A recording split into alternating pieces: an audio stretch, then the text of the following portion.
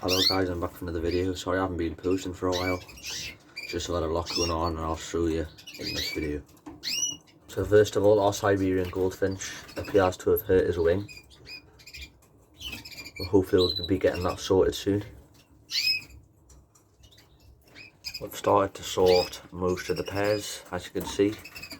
Got an agate pair here, the older ones, since our old male died.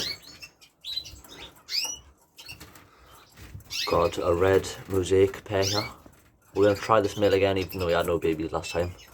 But we realised that he was quite young last season, so hopefully we'll get some nice babies. We've also got another red mosaic couple, a lot of red mosaics. And another red mosaic couple. As you've already saw, this is the goldfinch couple. And I've also got another two red mosaic couples. And in this block of cages, we've got a gate. You can see a gate pair here. R2 Paz male with an opal female. I'm going to try that. I've got two opal gates. Very nice male there. Got two topaz. Well, she's like mutated, but hopefully they'll bring some nice chicks. Then we've got yellow mosaic, agate opal.